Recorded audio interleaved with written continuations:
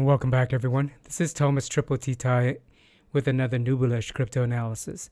Before we dig into the macro news that may impact the crypto and equities markets, let's remember that this is not financial advice. It is for edutainment only, and I would appreciate it if you could help spread my easy to understand analysis so that others, especially newbies, can make more informed decisions. So with that, let's dive into the news and let's take a look at the macro environment. We'll start off with an article from CNBC. They mentioned that a severe pilot shortage in the U.S. leaves airlines scrambling for solutions. And here's some key points. The pandemic exacerbated a pilot shortage by slowing down training, hiring, and creating a wave of early retirements.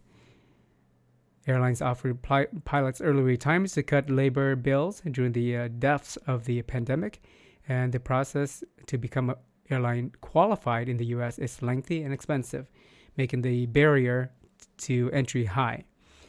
So, with the COVID lockdowns, and you have more travel restrictions being lifted, more people flying and taking more vacation, that's gonna create higher demand for flights. And so to fly those planes, you're going to need pilots. But with all these key points cited, they're in a bit of a shortage. And it'll take a while to get them trained or even recruit new pilots to be able to fill the gap. And this may also include pilots for transportations that deliver goods. So it's something to keep an eye on. So not only pilots though, delivery people.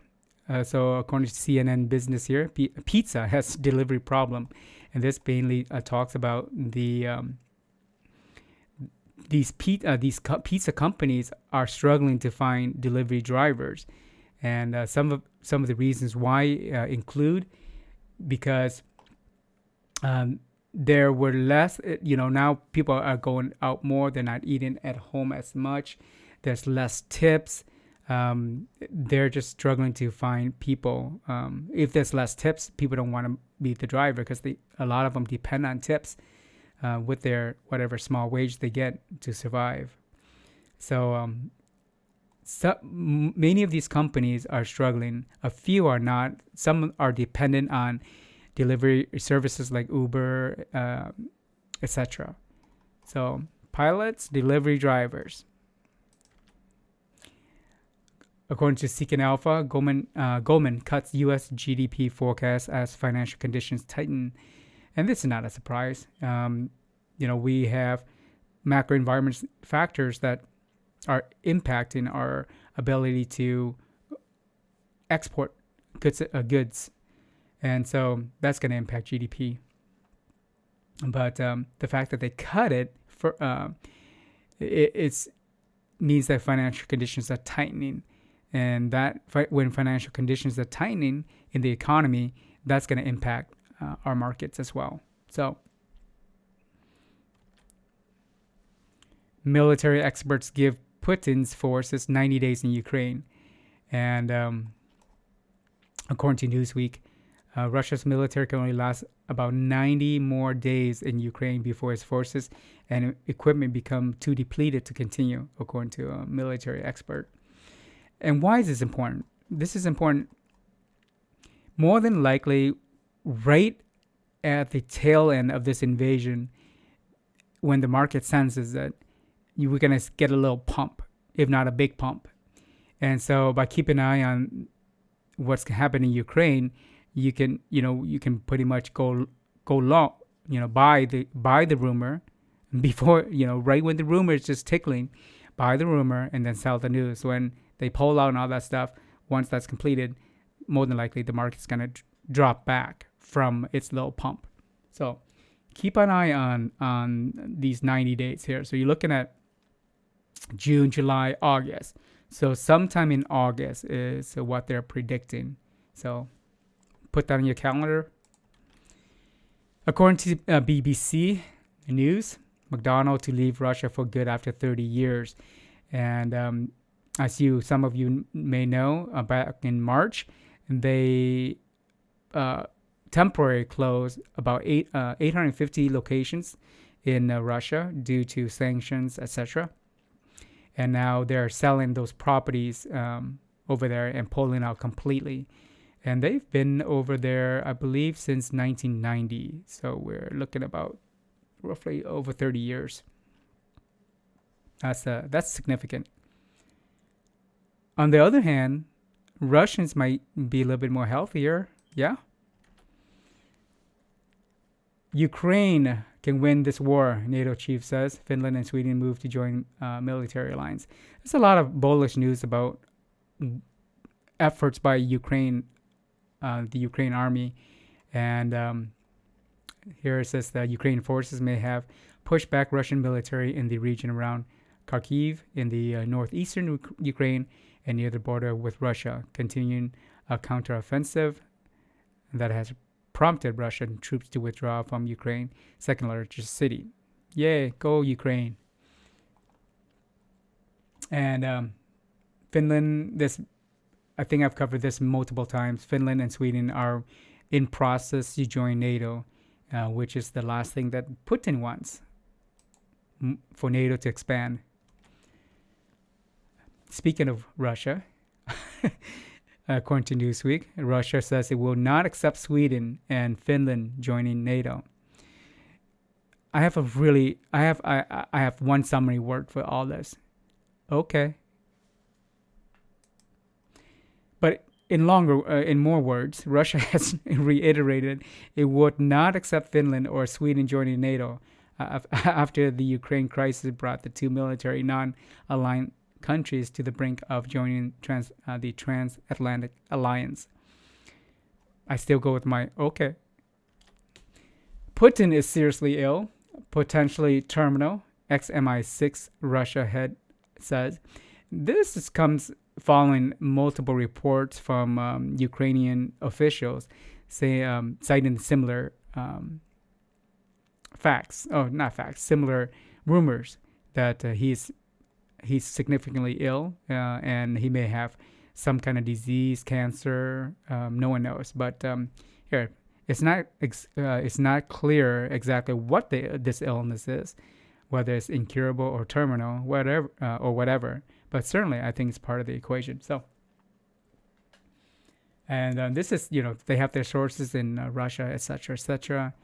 I think I mentioned this before. The world will be around much longer than Putin, so all his craziness will end sooner or later.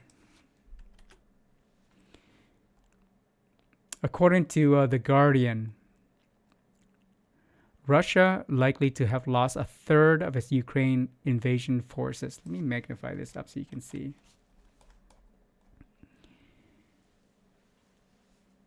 A third, that's a lot. I don't remember what their total amount of forces. Right when they were training along the Ukraine border for months and months, I think at one time they may have gone up to around 150 or so. That number has 150,000 troops there. So I'm not sure. Maybe 50,000 might have perished in this war so far. So I feel sorry for the Ukrainian people and the soldiers that were forced into this war, all because one man needs to flex whatever he's needs to overcompensate for. I don't know. Just sad all around. So many lives lost, so many lives just in chaos. According to CNN Business, China's weakening economy and why the Fed may struggle with a soft landing. The Fed likely won't have a soft landing, but a recession can still be skirted, according to Mohammed Al Irian. Sorry, I butchered your name. So China impacts everyone. I've mentioned this multiple times. China impacts most other major economies. And so, with them not being able to export products out, prices go up, contributes to inflation. Inflation rises, that makes it hard for a soft landing. It's debatable whether we're going to get a soft landing or a recession. I think it's more important that we prepare for either case. Shanghai to end COVID lockdown and return to normal life in June amid economic slowdown. Finally. This is really positive news, not just for Shanghai, but for the rest of the world, because so much trade goes through Shanghai, import, export, and this will help ease up inflation because it'll move products across the world more easily. However, just because they end COVID lockdown doesn't mean that things are just gonna, at the flip of a switch, go back to normal. It takes time. So we're looking at, at least a month or two before they can ramp back up again. So, but good news so far. Good news for them, their people. Finnish president says his country will apply to join NATO. More U.S. weapons on the way to Ukraine. Yeah. So, just say Finland and Switzerland. NATO, Ukraine troops launch war games as Putin threatens Europe. I think this is more flexing from NATO. This is according to Newsweek, just sending a clear message to Russia that NATO will be ready. According to Euro News, EU slashes growth forecast and predicts prices will rise faster than through this year. So just more bad inflation news for the Eurozone, meaning the European countries. And so higher inflation is going to dig into people's pockets further, and it's going to make it a little bit more painful for them, things being painful for the European countries will echo across other countries as well. So we're all in this high inflation thing all together. And their economies impact ours. So dollar strength pushes world economy deep into a slowdown. This is according to the news. The news. And really large picture and tiny little text. So rising the greenback, the US dollar, it rising threatens import prices of foreign economies, and so fueling their inflation rates and sap them of their capital. So rising dollar has this like quote unquote good and bad side to it.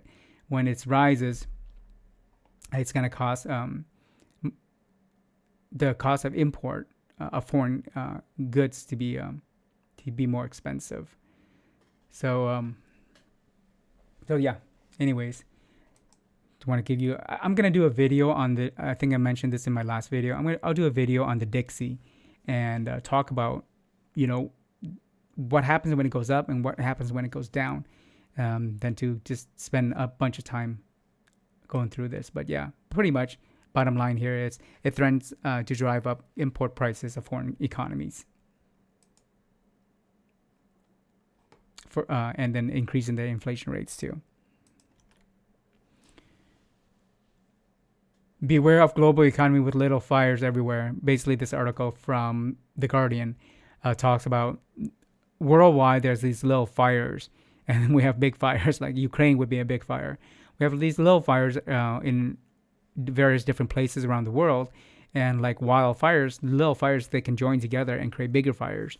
And so, and when big fires are grouped together, they create big shocks in the global economy.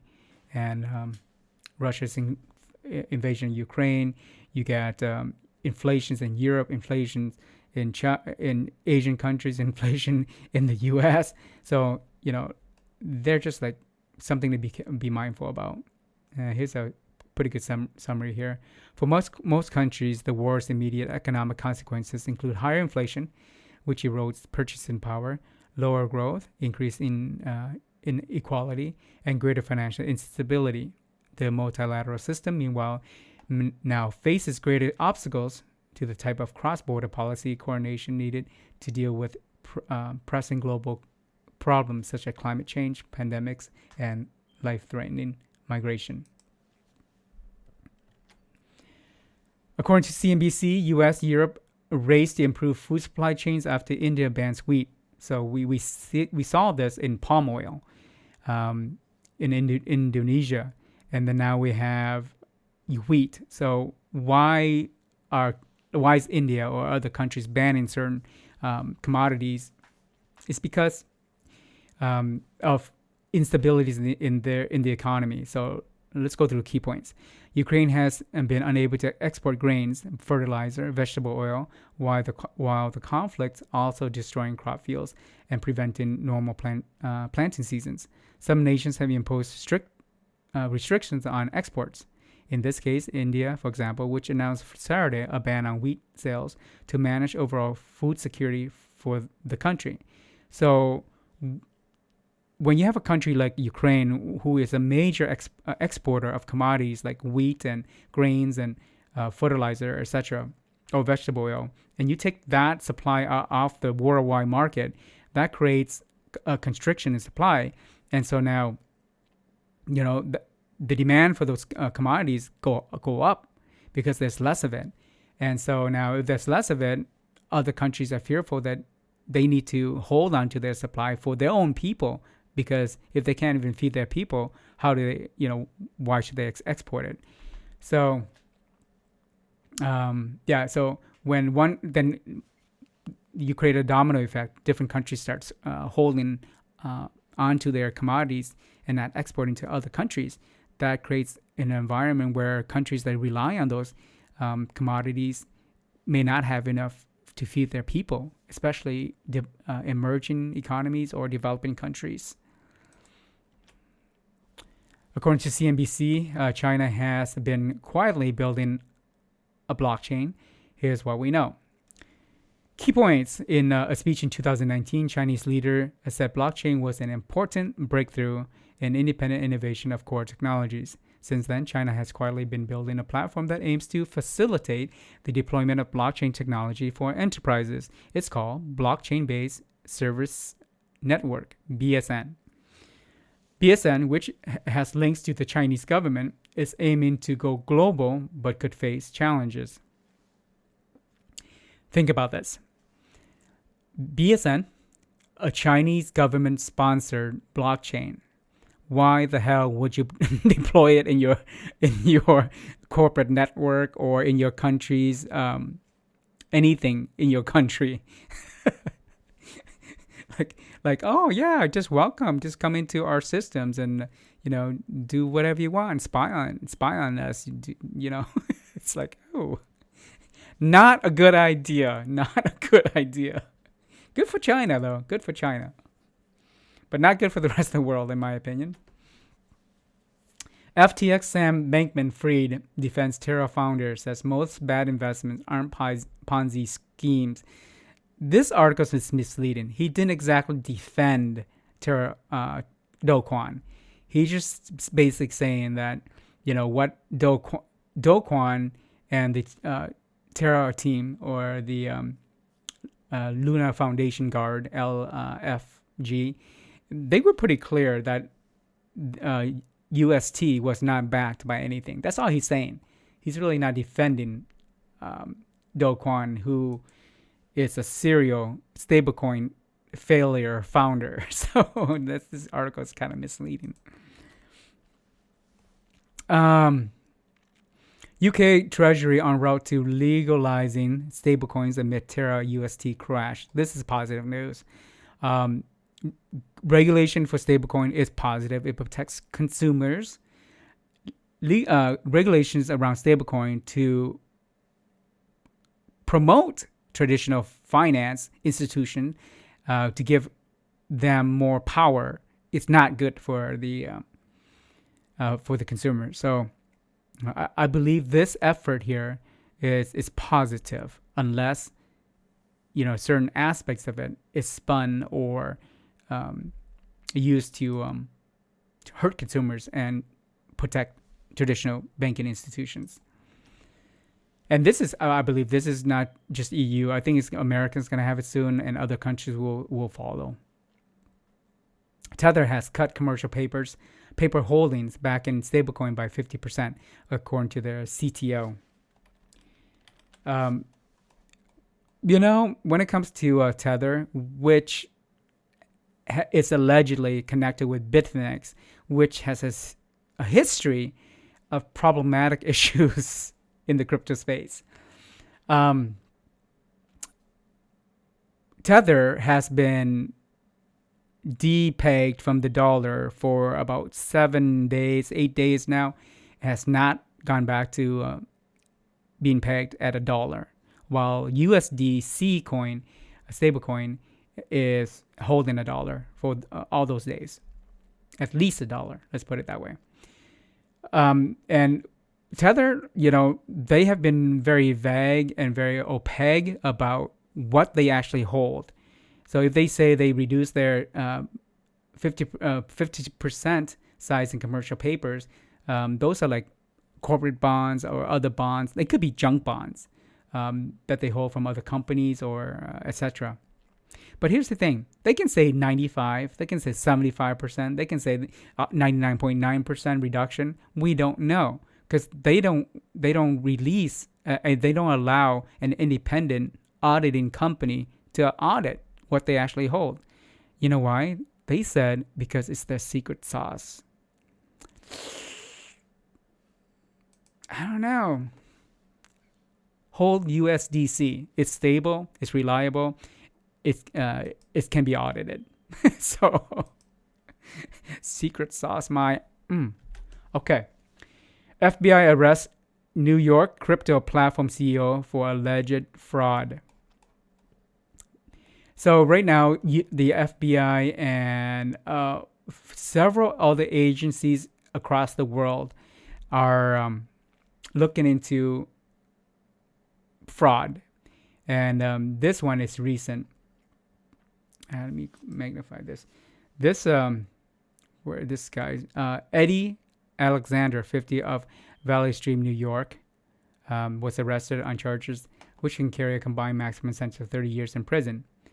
They allege that he, from September 2021 to May 2022, solicited over $59 million in investments from hundreds of individual investors through EMINIFX.com website, and then guaranteeing they would double their money within 5 months by earning 5 to 9.9% weekly returns on their investment. They allege that he misrepresented it and used that money to buy cars, etc., etc. Wow. Hey, Do Kwon. This is only, what is this? 59 million. I wonder how much Luna investors lost. 30 years for 15, up to 30 years for $59 million. I wonder what Do Kwon would get for all the billions that were lost.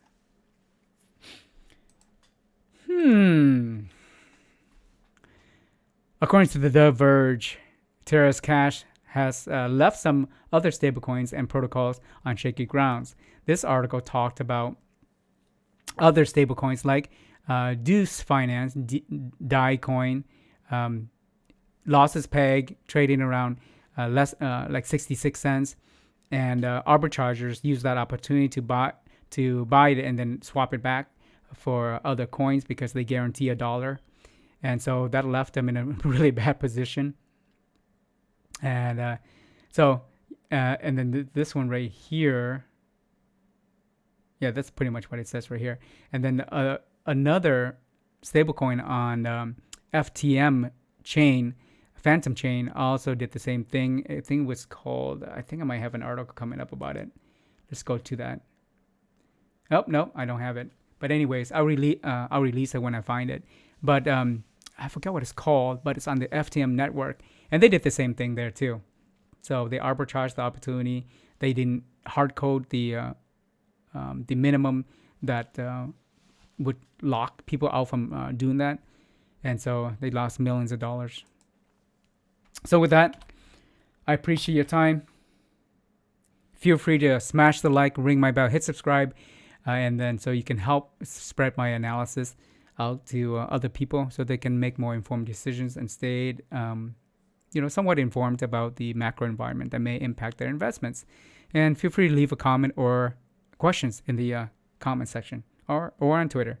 I'll see you in the next Bitcoin video, and that will be going forward will be a weekly analysis, a daily analysis using the weekly chart for Bitcoin. I'll see you there. Peace.